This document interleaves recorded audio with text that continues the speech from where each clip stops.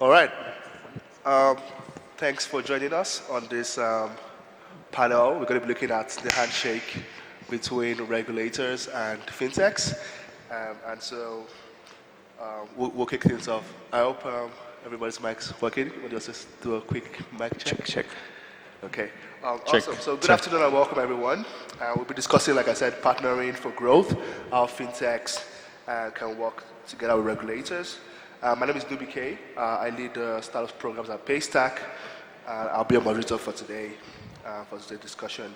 I have very good representation on stage here. So we have someone from the regulatory body. We have two fintechs on stage. We have someone who's very, very familiar and can speak with authority as regards the regulatory landscape. I'll just quickly put a plug there again at Paystack for the startup programs. Like when we speak to startups, one thing that we keep hearing, mostly for fintechs, is a top of mind is like, how do I navigate the regulatory landscape? What licenses should I get? Who should I engage with? At what point should I engage with regulators? Could it be impeding? Could it be something that actually even helps me perhaps to raise funding, signal to the investors that I'm actually a safe or worthy investment? And so this is really top of mind for many, just figuring this out. And so please, if you're a fintech in the audience and you're trying to figure these things out, please don't do it all by yourself.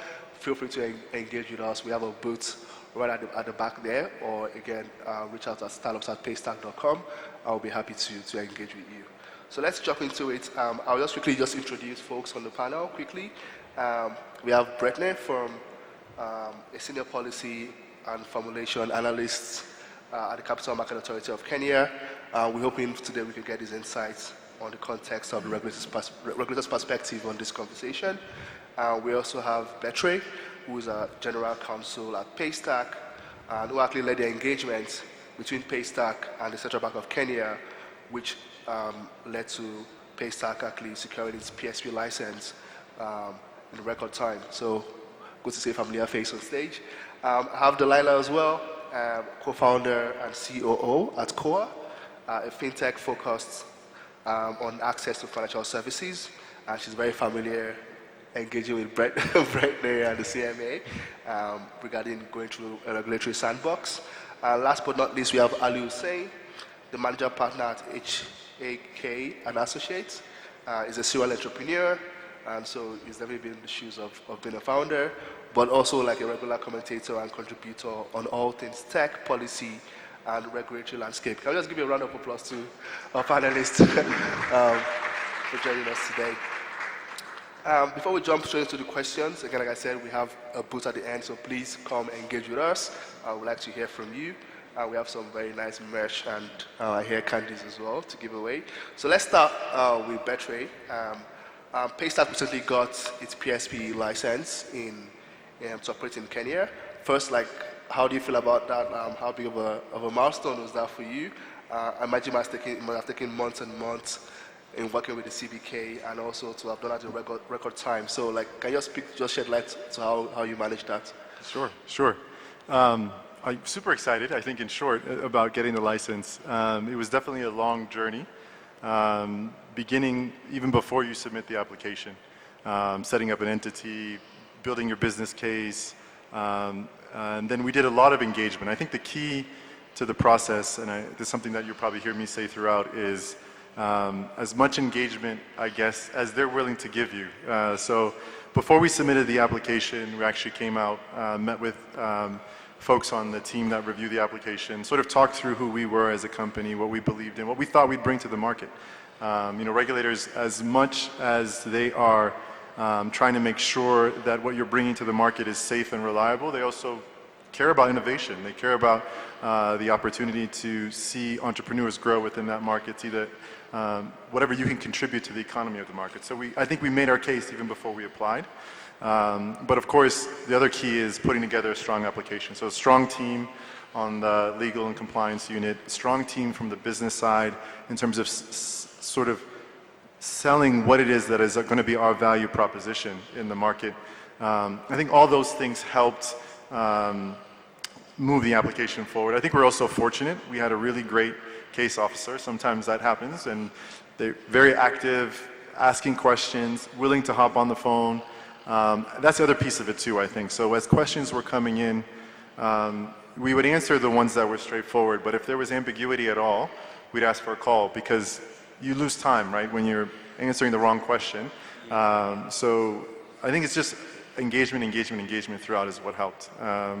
And very excited, I think, for all the work that we put in to have gotten it in November. So. I think the key word there is just that engagement, and like I said, with the team partnering for growth. I mean, there are two players here, so there's always that engagement, clarifying when things are ambiguous, and just trying to not, like you said, spend time answering the wrong questions, which lengthens these things out.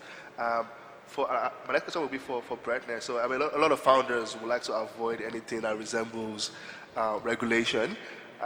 Some would say perhaps for pace of engagement, if you will. Some would say, well, I'm still figuring things out. I don't know where things might land. So why make all these investments? So and it's for, again, several reasons. Like I said, long processes, some under-table transactions. I'm just curious, what are the key challenges that you've seen fintechs face when it comes to partnering with regulators, and how can this be addressed? Perhaps anything that's top of mind for you?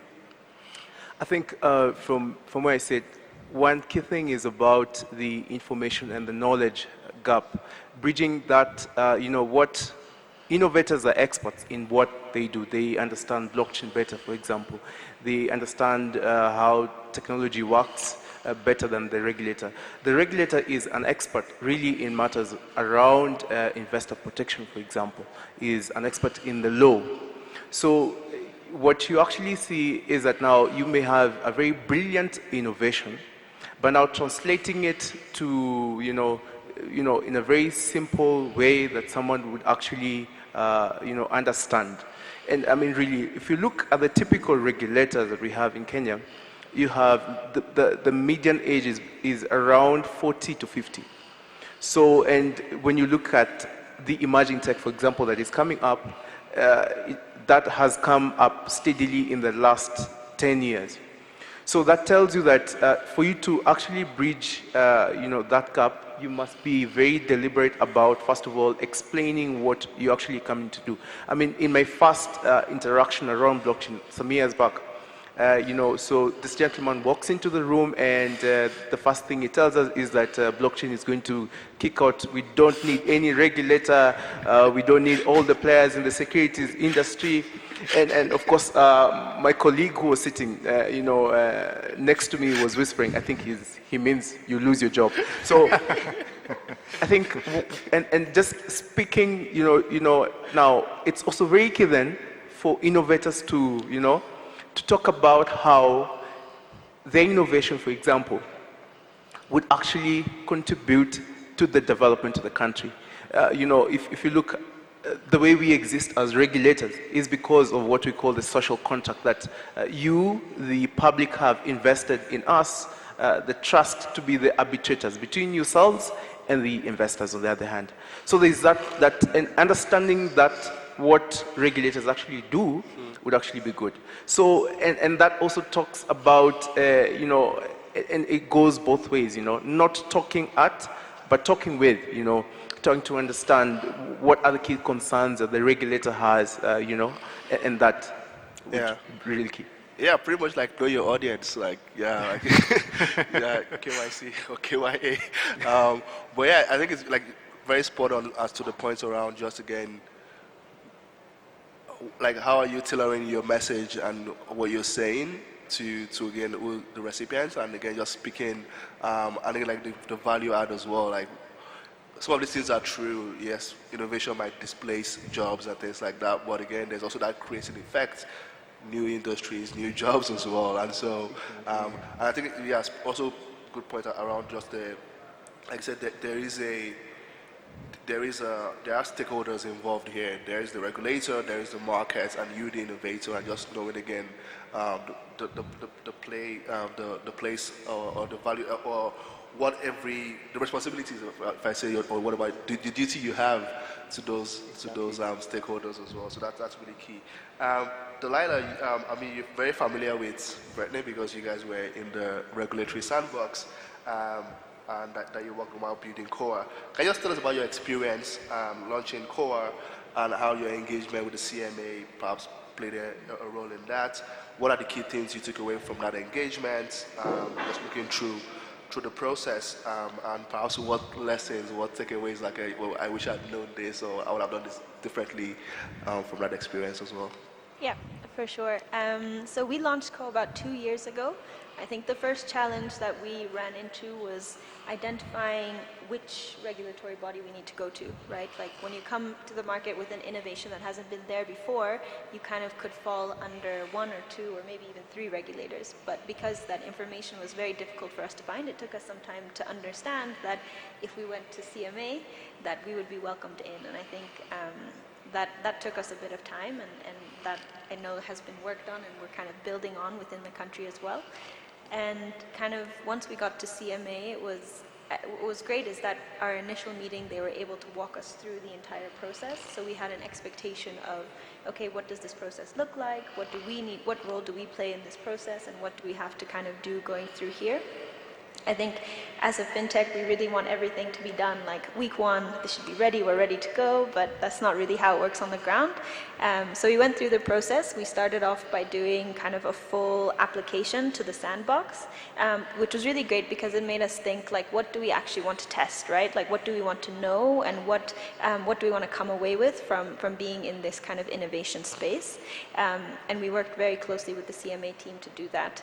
And I think you raised a really good point in terms of the educating piece, because I think one of the mistakes and a big lesson that we took away is that we walked in with our pitch deck. We're like, yeah, this integrates here, this API is this is great, and everyone's like, what? Like, that doesn't mean anything to us. And so we really had to take a step back and really make sure that, one, what we're bringing into the market can be distilled into processes, can be distilled into the points at which there are risks for customers, because ultimately the regulatory body is there to protect us as consumers. So that's how we also had to think about it. And I think that's one of the biggest lessons, is when you're engaging with a regulator, it's not about you and the regulator, it's about who you're offering the services to.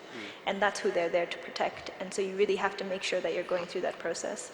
And yeah, I think what CMA showed us is that if we were able to access any type of innovation sandbox in other regulatory bodies, I think we'd see a lot of innovations coming to the market faster. Yeah. I'll stop there, but we can... Yeah, I'm curious if you could double click on were there anything frustrating from that experience? And I mean, the point, and the reason I'm pulling that out is more like, again, just so things could get better. Yeah. No criticism here.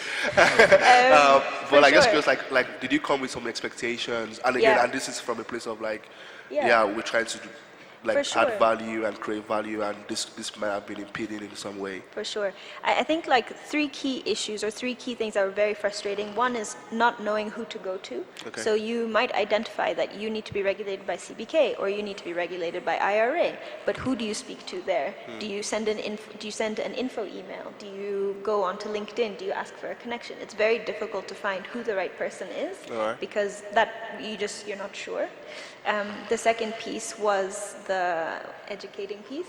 Exactly. So it took us about almost six meetings just to get the understanding across of what we were bringing to the market. So that didn't move us in any way towards the application, towards getting into the sandbox, towards starting our innovation kind of process. That was us talking about our product in different ways until there was full kind of quorum and understanding. Right. Yeah, and then the most frustrating part is the timing, the lead time, because you are on your side, you're planning on marketing, you're planning on launches, you're planning on testing with your customers, but then on the regulatory side, it's not coming, right? Like every week it's not coming, and at a certain point you don't really know how far you can push the boundary without getting to a disrespectful point.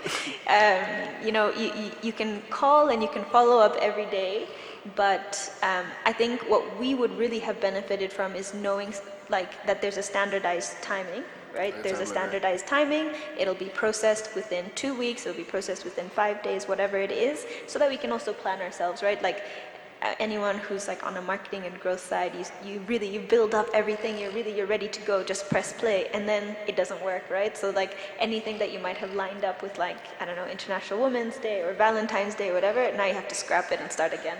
Right. So those were like the key frustrations that we had. Okay, and this is where I think Betre is like shaking his legs, like I need to, and I'll come to Ali to hear his thoughts on that. But Betre, like, just I'm curious, like I know you mentioned things have improved, as like again knowing, like at least kicking off the process, like what bodies to engage with.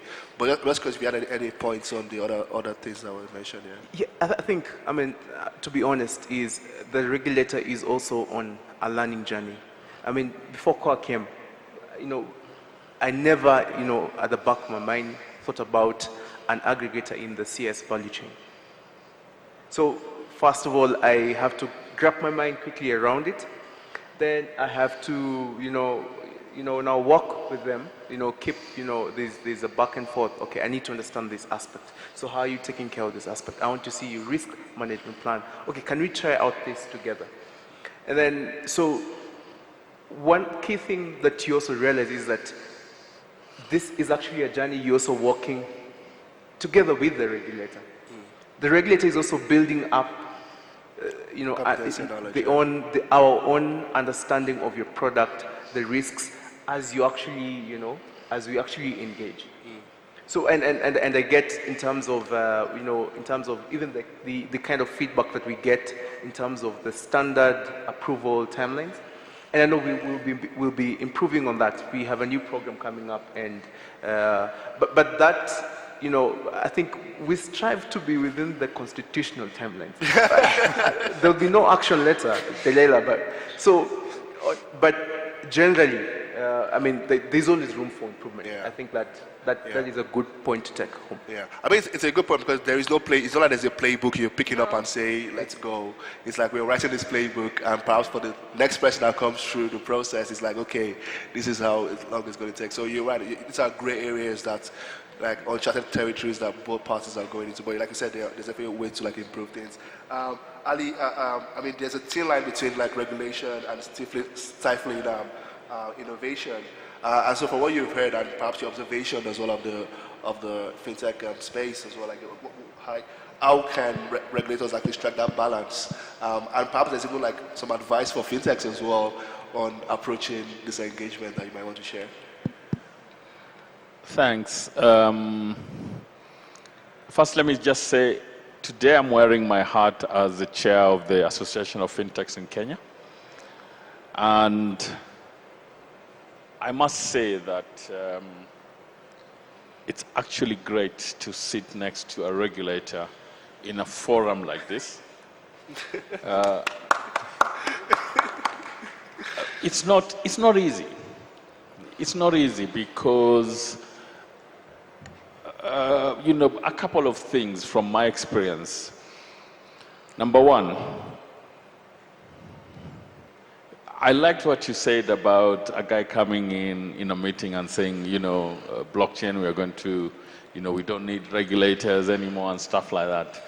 So, in my years of experience working on many areas of the tech ecosystem, what I've found is that most of us in the tech space have taken to heart some of the most famous words that come out of tech entrepreneurs in the world. And the one that sticks to me up to today when it comes to policymakers and regulators is what Mark Zuckerberg said many years back. Move fast and break things. So here's some advice that I keep telling young entrepreneurs, especially in the financial services sectors. Regulators in financial services neither move fast, nor do they break things. So you can take that the way you want to structure your engagement with policymakers and regulators. Bottom line, is that everyone is learning. And do you want to be abrasive in your engagement, or do you want to also be learning? Because policymakers and regulators are learning, we are learning. How do we bridge that gap? There's no straight answer to that because we continue to learn.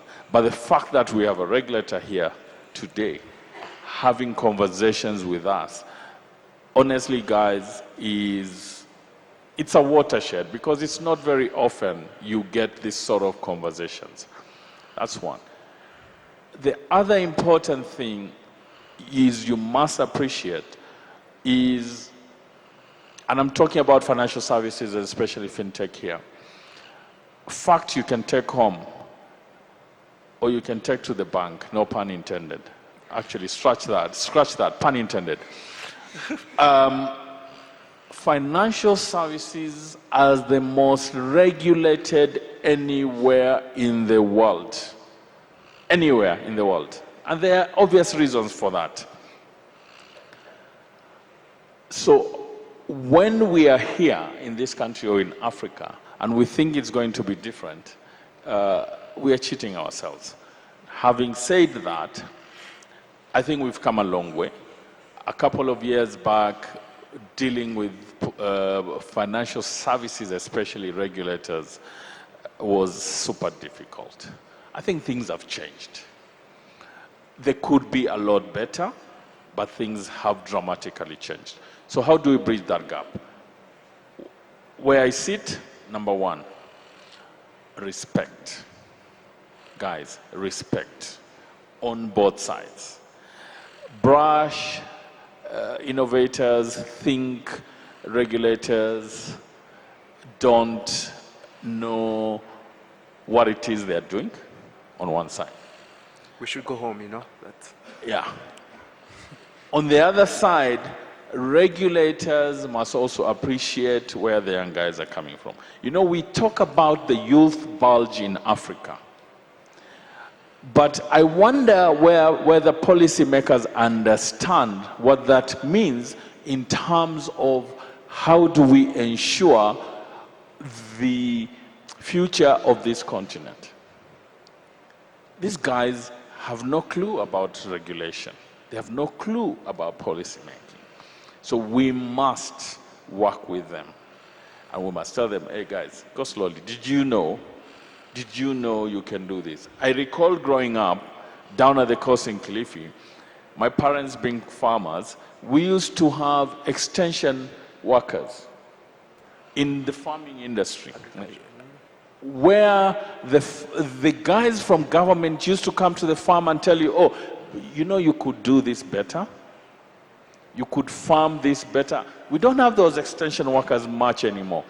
I think policymakers and regulators can learn one or two things from that approach. So respect across. Innovators, entrepreneurs, investors must respect the reason why policymakers and regulators are there. On the other hand, you know, policymakers and regulators must meet investors and techpreneurs halfway. Thank you. Thank you so much for that. I think you're very spot on as well. Like again, say it takes two to tango. So I think it's just knowing that again, there are two players here. They're on this journey together. It's all for a net positive. And so like again, how do we make sure we know each other's strengths and play to that? But back to you, Betre. Getting a PSP license is phase one of engaging with regulators, and it's not like you get it and it's all done. We can all go home now. How do you see the future and the partnership between fintechs, perhaps Paystack, and regulators? And how do you see that evolving going forward? Yeah, I mean, I think I've said this a lot at the company. You've probably heard it. The easiest part is getting the license. As hard as it is, that's the easiest part. And I think, you know, the ongoing engagement with the regulator is actually where a lot of the work actually kicks off. And I think it goes, I think, to what Ali was saying. I think I have also said many times too, I think that companies should think of the regulator as a top customer, top user, just the way you would think about that, right? So what does the customer care about? And you figure out how your products fit with what they care about. It's the same thing with the regulator. What do they care about? The innovations themselves need to incorporate the risk concerns that the regulator has in them, and then you can actually sell it to the regulator pretty easily. I think engagement too, right? If you have a top user, you know this, I mean, you lead the startups program, you need to engage with them a lot. What are they thinking about? What are they seeing? They see things that we don't see. They see other problems, other issues with other companies that we haven't seen. So I think the idea is, how can I learn from what you're seeing and incorporate it? And how can I have those conversations with you? You know, and I think also we try to do, you know, we're fortunate we've been licensed in Ghana, in South Africa, Rwanda, now in Kenya. Another thing that we do on a regular basis is just go meet with the regulator and say, this is what we're thinking about this year. What do you think? And so I think all of this goes to, I think what Ali was saying as well. I was in a meeting, I don't know if I should say the name of who said it, but some of us were in a meeting and it really jumped out to me. He was talking about engagements with some fintechs and talking about, you know, coming in and being a disruptor and all of this. And he said, please don't come in and be a porcupine. Don't come to my office and be a porcupine, because it's hard to hug a porcupine. And it's just, it makes complete sense. You know, come in with the kind of the right approach. And I think that's something that you do when you get the as you're trying to get the license, but as also as you move forward. I mean, we're trying to think about innovative products that we're trying to ship that may not fit neatly in the regulatory framework. And I think it's the best approach is to try to go and explain the products, but the products themselves have to incorporate those risk concerns, the compliance concerns. You can't just come in and say, I'm going to get to 1 million customers tomorrow without explaining how you're protecting those customers. Because and the thing is, it's not just for the regulator, it actually makes business sense. Why would you build something that will break in a week? Why would you build something that will make your merchants and your customers upset? That doesn't really make sense. So I think it's just a matter of, it's a matter of understanding what the regulator is interested in, why they exist, and removing the tension of you're slowing us down, you're slowing us down, you're slowing us down. Yeah, I think there's definitely a perception shift that needs to happen, because when you hear fintech regulators like, oh no, it's them, it's us, like TikTok and all, but I think, like you said, there is a business sense here. Like, why would you want to build a product that then maybe like risk controls you didn't think of, or you didn't actually factor in, then you scale and then like now you have to shut down. And we've seen fintechs like that who said, I mean, they've grown to 1 million users, they're like, no, down to 0 like the next day, just because you didn't think of these things. And so, yeah, really breaking those things earlier into your engagement and how you even think about products and go to market and expansion and things that is really key.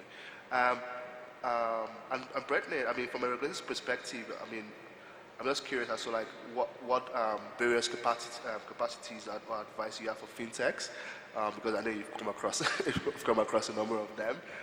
What advice would you have regarding, again, just approach and how they can actually just better engage and think about, again, using this as even a value add for them as a building and innovating? I think, and I mean, just to agree with my fellow panelists on that, is there is need to have a very good, honest discussion with the regulator. Even sometimes when, just to tell us what you're actually working on or what you're actually thinking about.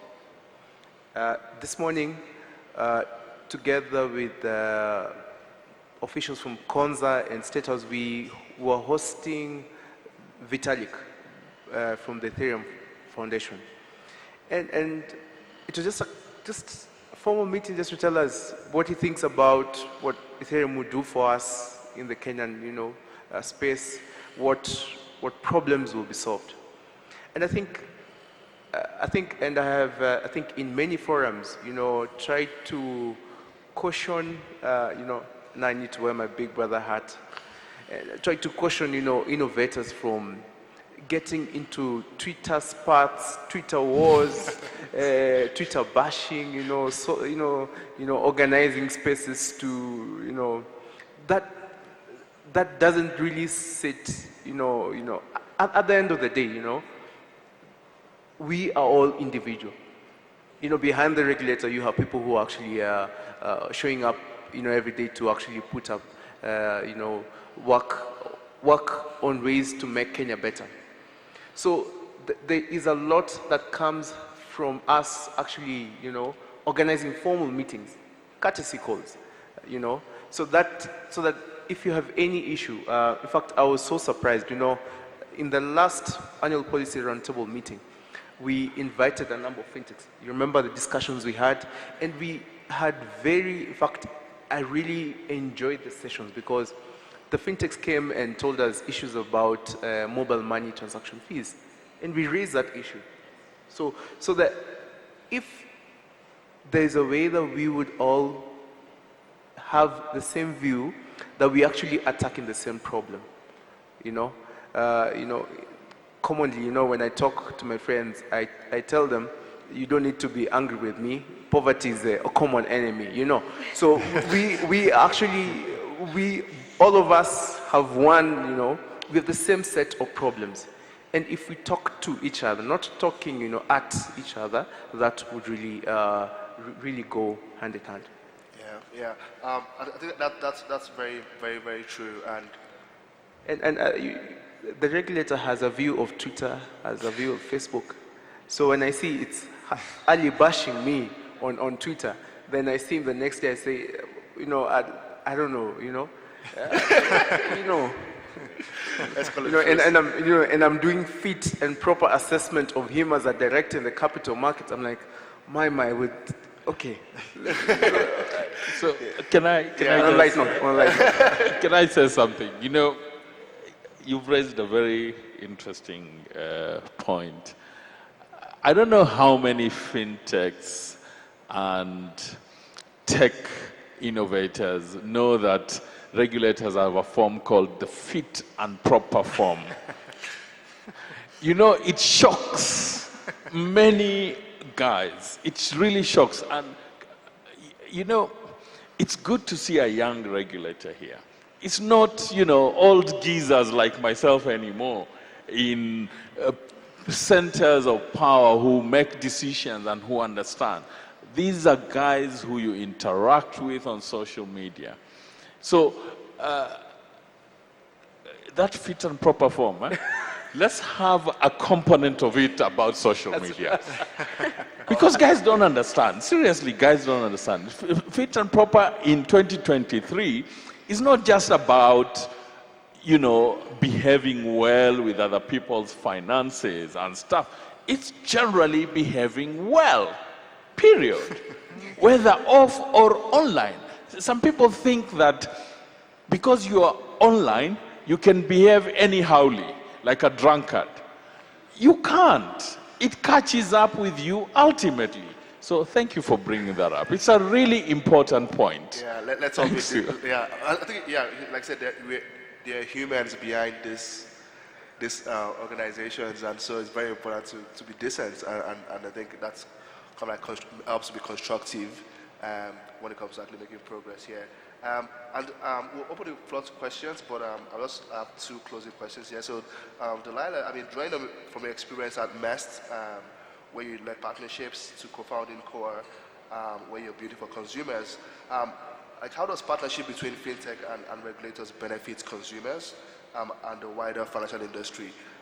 Again, and the reason why I'm kind of like sticking to that, because again, we've all agreed here, we're all stakeholders in trying to add value, in trying to solve problems, in trying to create opportunities and all. So how have you seen again partnership between fintechs and regulators benefiting that goal?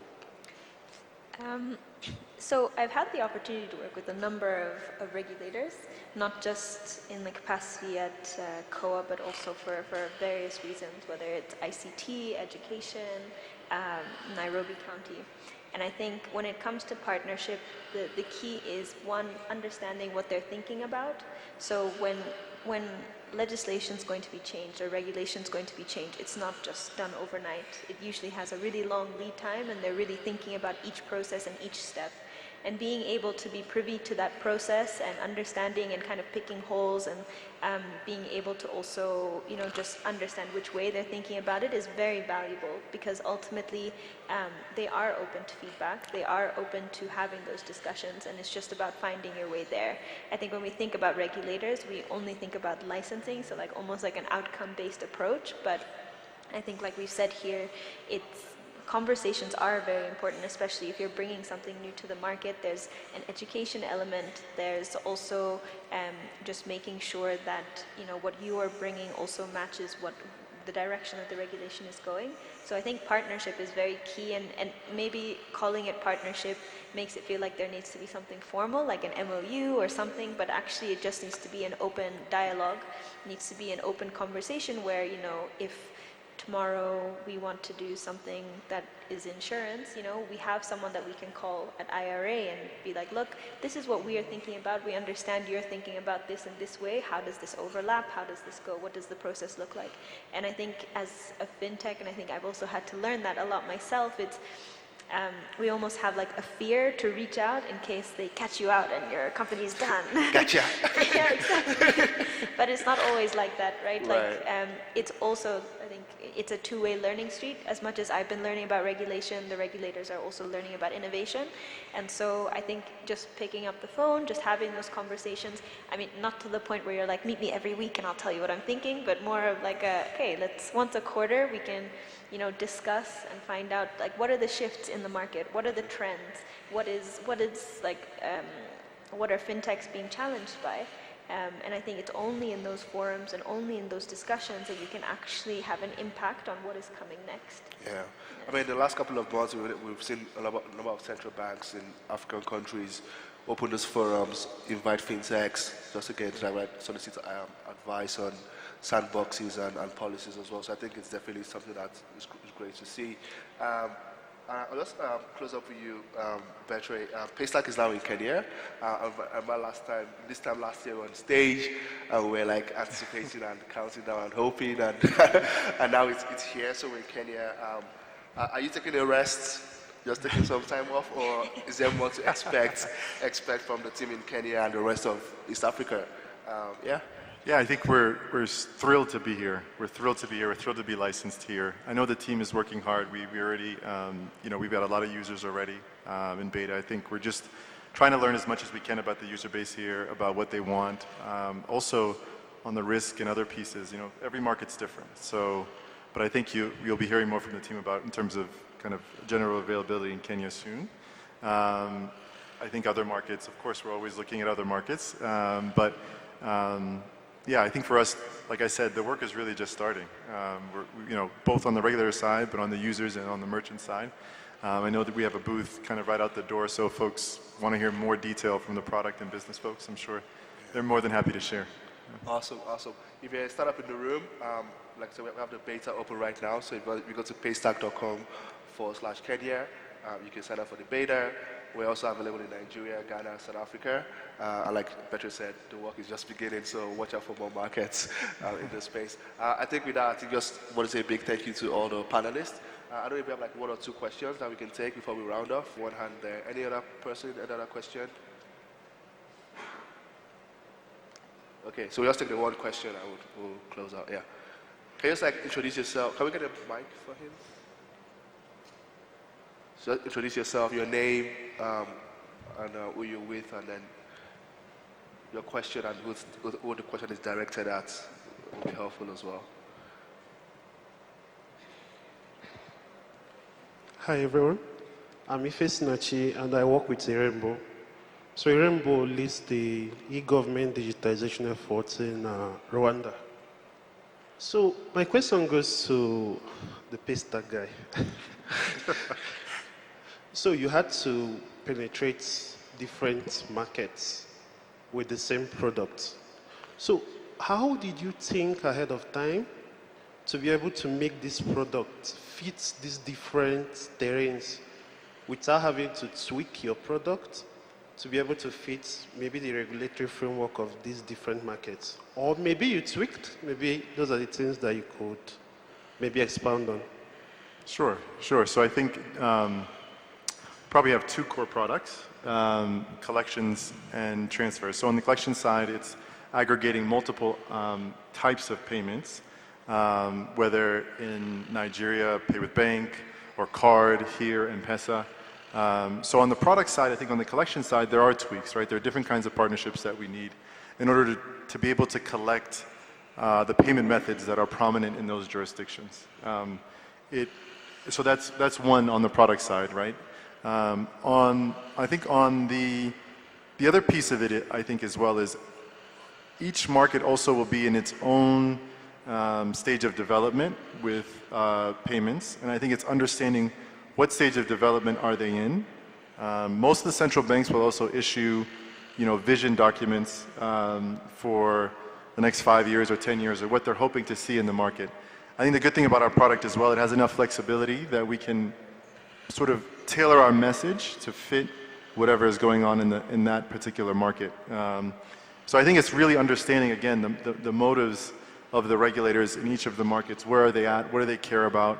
And talking through how your product that you have built today will help advance their mission, but also thinking about what are the products that we might actually ship in the future that might actually be more a better fit for that particular market. And so I think I assume a lot of folks in here are business and sales folks. It's similar, right? You go to a merchant, you figure out what they care about, and you make sure that you talk about how your product fits with what they care about. And I think it's the same. But the key is, once you win the business, you actually have to do the thing you said you were going to do. So that's what I'm saying about how this is just, the license is just the first step. And so now I think it's just about going and doing those things. I think another questions before we round up? There's a hand at the back there. We'll just take that last question and we'll close out. Thank you. Hey, hello everyone. I'm Douglas. This question goes direct to Brietner. From last year, I remember you had a sandbox, and how effective, useful is it to the fintech industry? Maybe you highlight some of the capabilities. Thanks, Douglas. The regulator does not like people in dark rooms. I'm barely trying to look at the back. I can see. So I think it's 3 years on. We have had a number of players now onboarding thousands. I think we have Core here. Success stories. You have Paystack, which has even now morphed to get another license from the CBK. Just looking at 2 or 3, you check them up, is you have fintechs leaving the sandbox and, taking up, over 40,000 new investors that we didn't have in the capital markets, raising hundreds of millions. And so there's real traction in terms of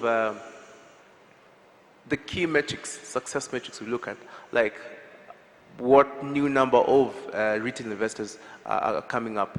And you've seen also products like Mali, which once they actually now hit the market, you can look at the impact that will have in the market.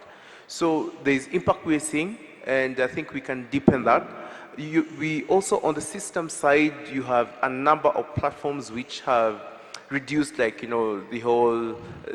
data analytics platforms which have left the sandbox, which have led to a reduction in the ease of cost to doing business in the capital markets. So those are very key success stories, and this is a paid-for announcement that we welcome all of you to come and test with us, to engage with us, to make Kenya a better country. Asanteni sana. Awesome. Thank you so much. We're just going to round up by saying, like everyone has said here, as a founder, as a startup, you engage with your customers, but it's very, very key to know that the regulator is a key stakeholder as well. And so finding out, again, what do they care about, how do you bake it, again, what they're trying to optimize for in the market as well, is very key. And for regulators, I think it's just also good to know that, again, these innovators are the ones who are thinking of the solutions that would help deliver on those goals as well. And so working together will be key to delivering the growth that we all want to see. So without a big round of applause for all of our panelists, thank you so much for sharing your knowledge and insights. Please again, come engage with us at the booth, at the Paystack booth, and also we're online, paystack.com/startups, and for the conference, paystack.com/ATS. Thanks for attending and the session, and we look forward to seeing you over the next couple of days. Cheers, guys. Thank you.